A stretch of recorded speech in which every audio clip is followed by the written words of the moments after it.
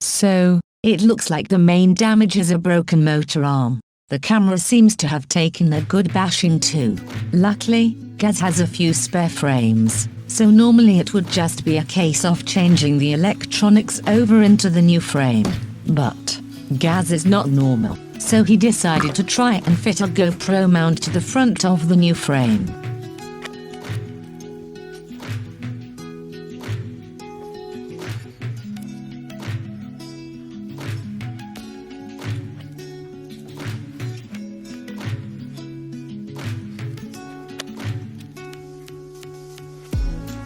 Well, that looks to be scrap. It's not a problem though. This Spark is going to be very different to the rest, and probably not in a good way. The front and downward sensors are also scrap, but we won't be needing them. This Spark will be all manual. Before we start butchering a new frame, we need to make sure a Spark can fly with the weight of a GoPro fixed to the front of it. So, a victim is chosen and made ready. A carbon fiber tube is used to help cable tie a GoPro to the Spark, ready for some testing.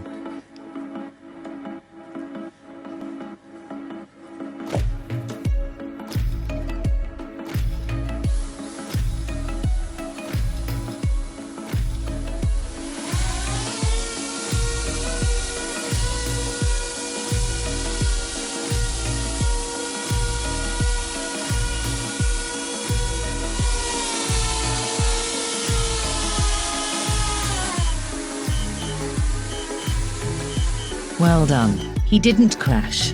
That seems to have gone okay. It looks like it is possible to bolt a GoPro to it after all. With a new GoPro mount printed and some brackets to mount it, we will just need to start cutting out the new frame. This is the same Dremel that he does his teeth with, probably why he only has 3 left.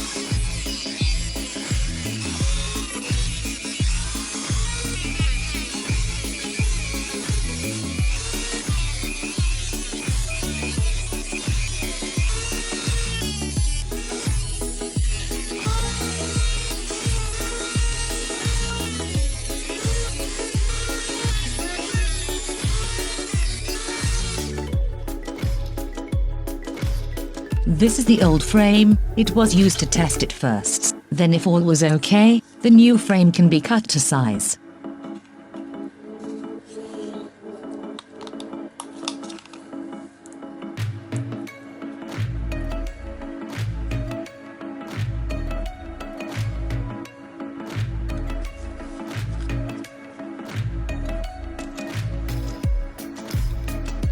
With that part done, it is time to start putting it back together.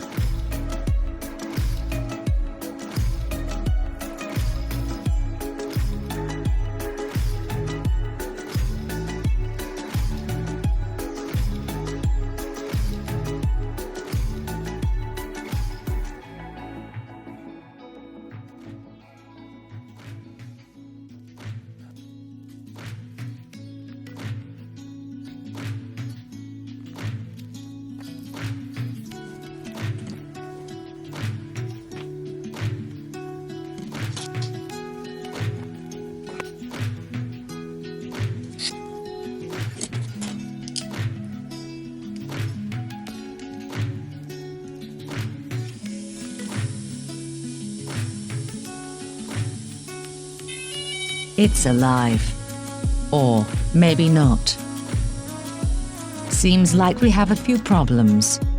Most of them are due to the missing sensors, so won't be difficult to sort. Some nicely placed resistors will fool it into thinking all is okay.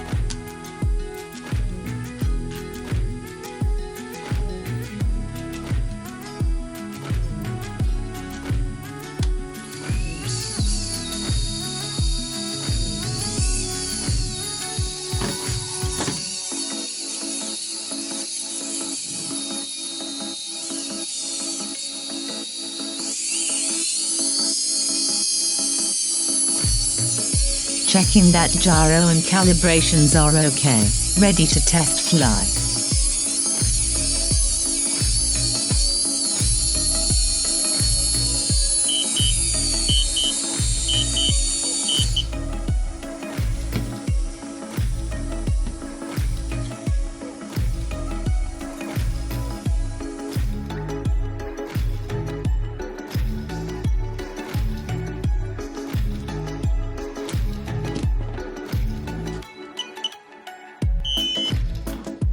Let's hope this ends better than the last time it flew.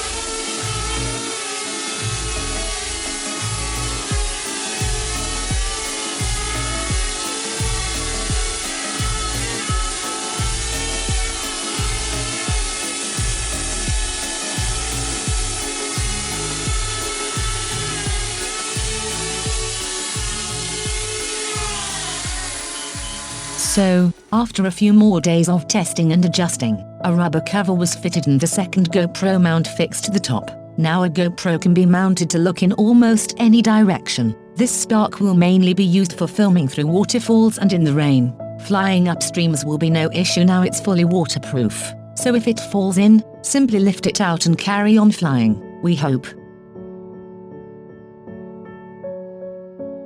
See a previous video showing how this was waterproofed using conformal coating. Every part has been sealed. Modifications to the frame to block up gaps and joints have also been done. The biggest issue with this was getting the sensors to think the camera was not there. It would just lock up or steer off on its own when the camera was on the front mount. Here are a few clips of it locking up and heading for a crash. It did not want to go more than a few inches from the floor.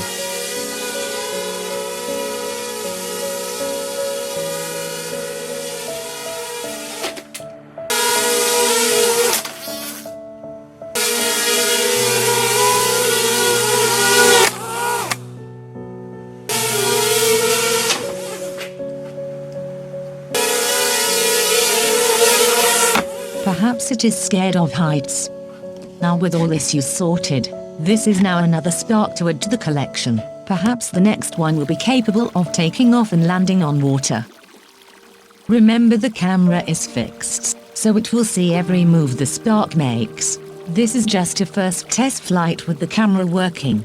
This Spark will be much better suited to fast passes and flying in the rain as it is now fully waterproof. It is a lot more relaxing flying so close to water with this, knowing it can happily survive a wet crash.